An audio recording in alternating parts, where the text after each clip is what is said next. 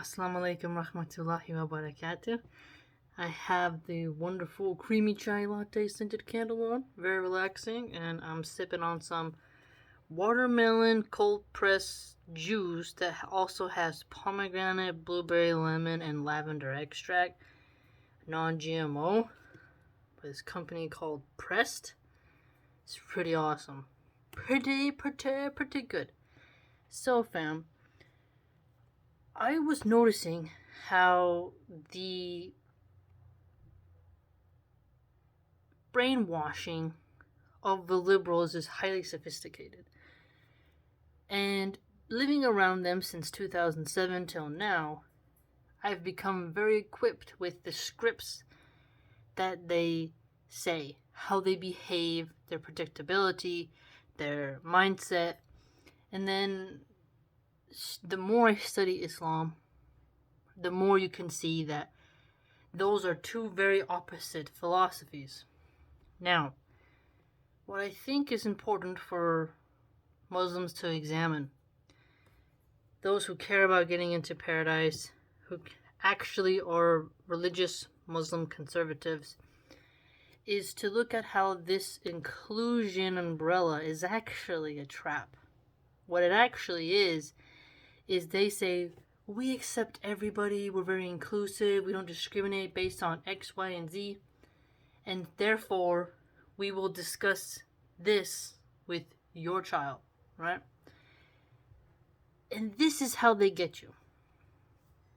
They are the type of manipulators who are kind, but it's like this fake facade kind. And it's very posh. It's very sophisticated. It's a very elite laptop class, ivory tower type of smugness, yet it's also this dirty hippie purple-haired freak who tries to pretend to be nice, right? But are they really nice if they want to legalize, tax, and regulate all drugs? Which drugs destroy lives. And by legalizing it, you're helping the manufacturing permits to spread. Whereas in now, yes, drugs are still made and violence occurs because it's illegal, but it's still harder to do in the open. They want to do something different. They want actual facilities that are hiring workers and manufacturing hardcore drugs. As if pills were not, and alcohol were not enough to kill people.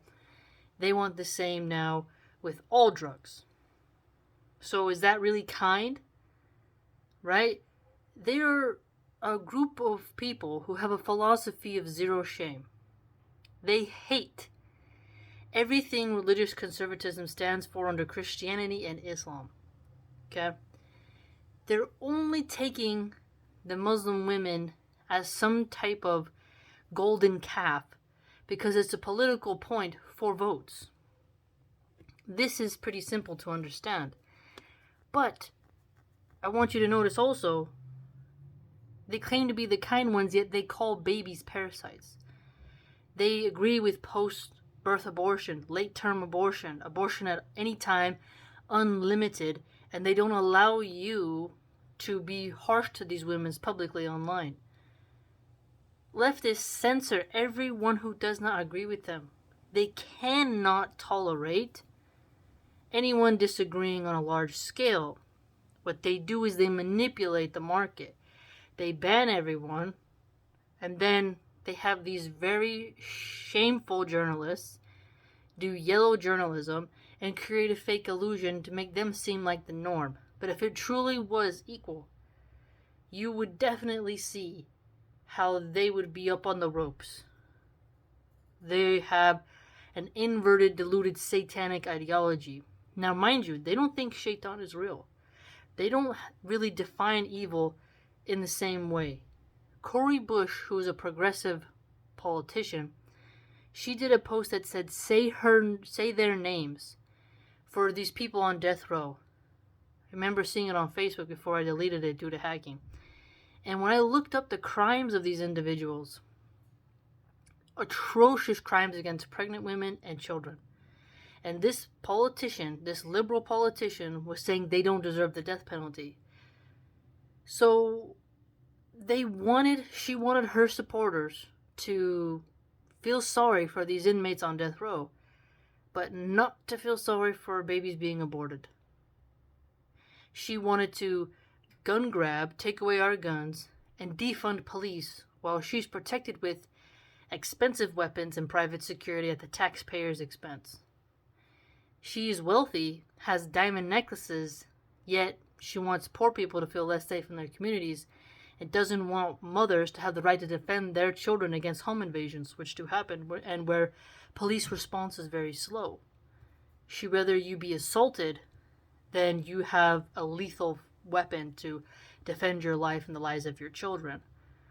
So, are they really kind?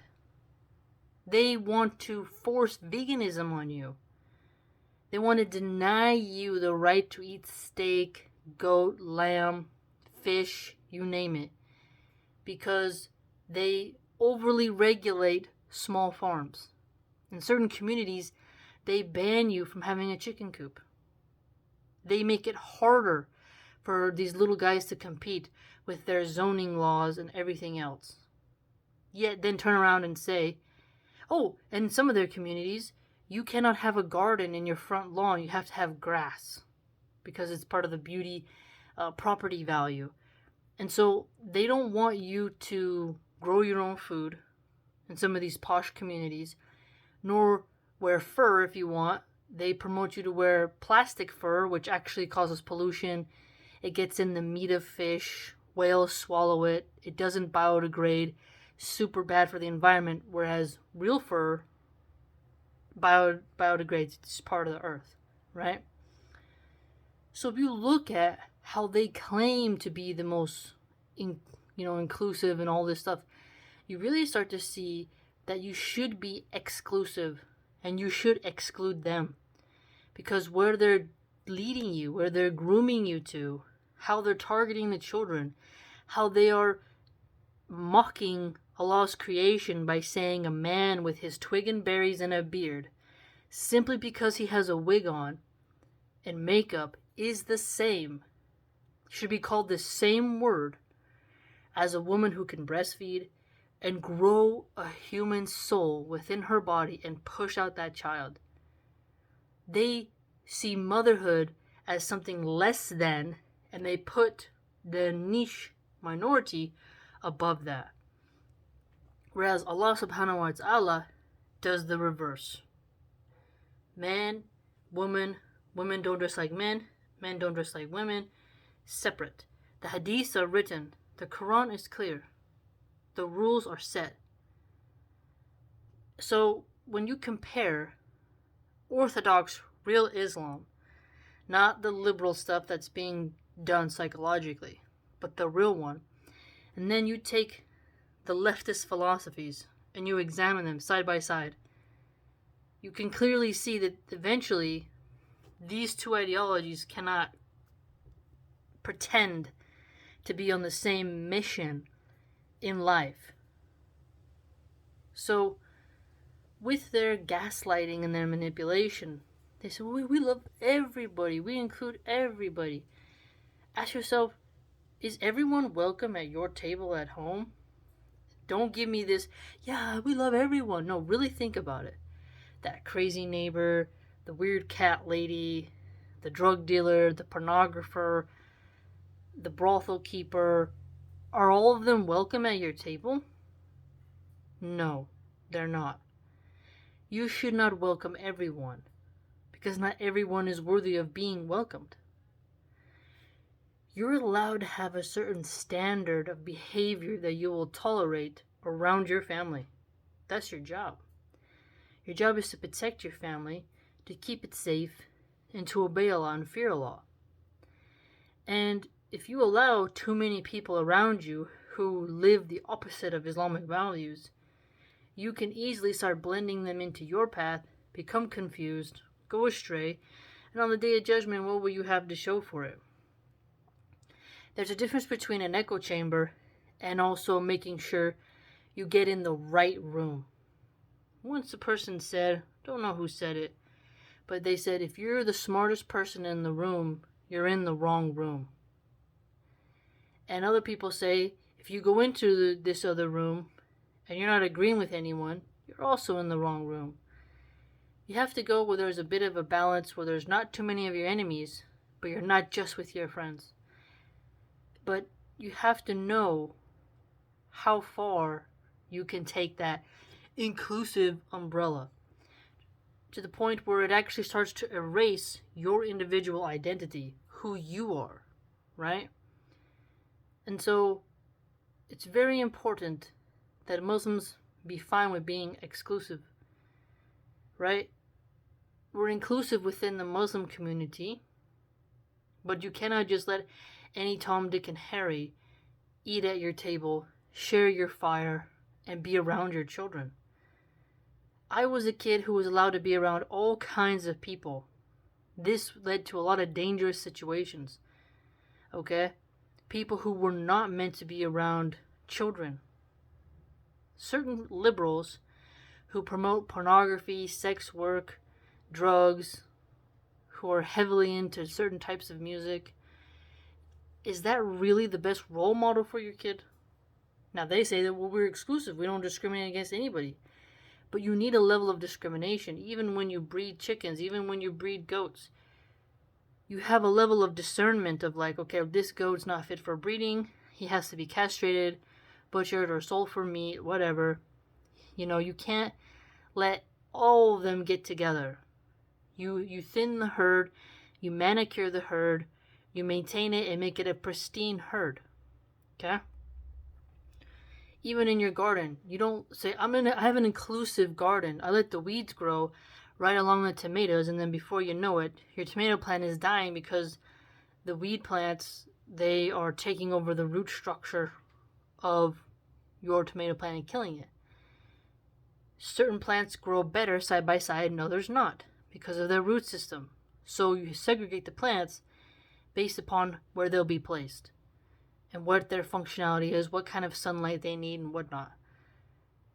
Everything in our reality has a place. The mystery books go in one section, the novels go over here, poetry books over here. If you just had everything all mixed up, it would really be stressful upon buyers to get in and get out when they are in a hurry or when they really want to look at a certain specific section, right? When you look at a menu, the salads are with the salads, things are organized. They don't have every option that you can think of in the world on the menu. They have an exclusive menu with a certain number of items, and this is what they have for the season. When it comes to who you invite, who you hang out with, you're allowed to say, you know what, I'm going to keep that type of persona, that type of ego, that type of narcissism, that type of vanity, pompousness away from my kids. Because it will affect my kids. Therefore, I'm going to keep it away. So I would tell you to watch out for this inclusive philosophy because it's like a bait and switch. Sounds real nice, but when you look at the details, you're like, oh, that's who else is invited? Allah subhanahu wa ta'ala wouldn't be happy with that. So I'm going to go somewhere else. They get you with emotion and the way they talk and the way they behave. It's highly sophisticated. If you ever play with snakes, some snakes are really beautiful. They're not like a rattler snake that shakes their tail to warn you, or a cobra when it opens up. Some snakes are just beautiful, and then they go through your fingers and it's so smooth, it's so graceful, and then they bite you and you're like, ah! And they do it within a flash. But the allurement of that snake is very clever because you get mesmerized with its smoothness, with the feel of its scales, and you get shocked when it bites you, but at the end of the day, you always knew it was a snake.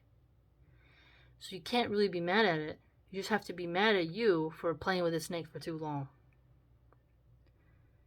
Again, just be mindful. Some people will play with a tiger, then get mad when the tiger rips their arm off.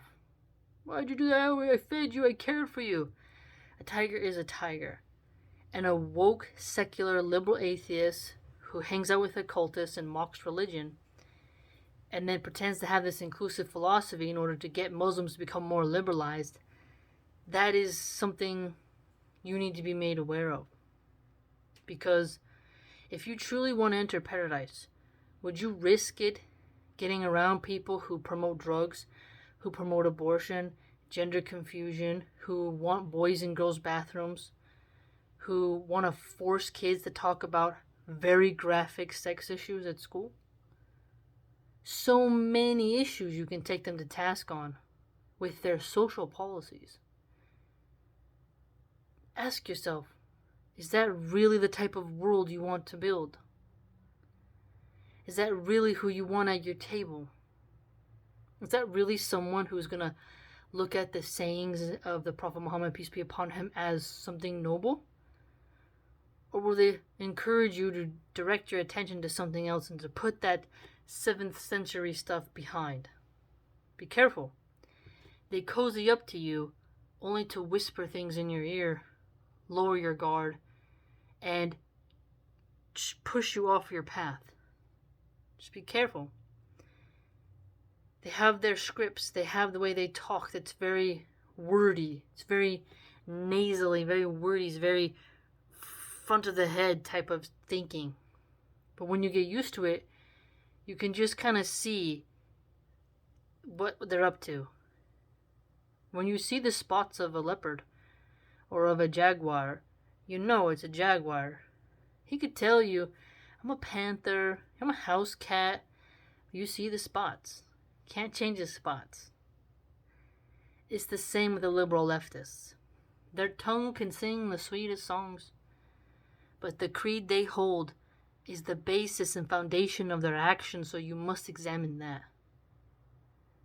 You have to examine it and look at it and compare and contrast that with what Allah subhanahu wa ta'ala has asked you. Do you think Allah who has demanded no intoxicants for us, would say legalize, tax, and regulate all drugs? Do you think that Allah, who allows very strict punishments of flogging, hand removing, and stuff like that, who doesn't like fornication and adultery, would he, agree with legalizing prostitution and to have strip clubs everywhere like in Las Vegas and have men going to these facilities and, not lowering their gaze? Liberals love and champion that.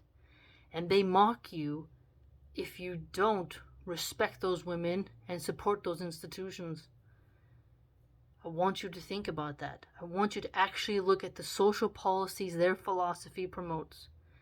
Then compare that with the religious orthodoxy of Islam and ask yourself, would you rather give in to their temptations and lose paradise, or be strict, go the harder road, create better habits, and be a more pure, righteous person? It can happen for you. You can change. We don't have to be like the classic American liberals. We can be much better and much different, less hedonistic, less animalistic. It's possible. Anything is possible with Allah subhanahu wa ta'ala. So, whenever somebody tries to act superior based off of this inclusive philosophy, just remember what they're trying to do to you. Just remember they're trying to degrade Islam in favor of theirs. And then see what else comes with that package.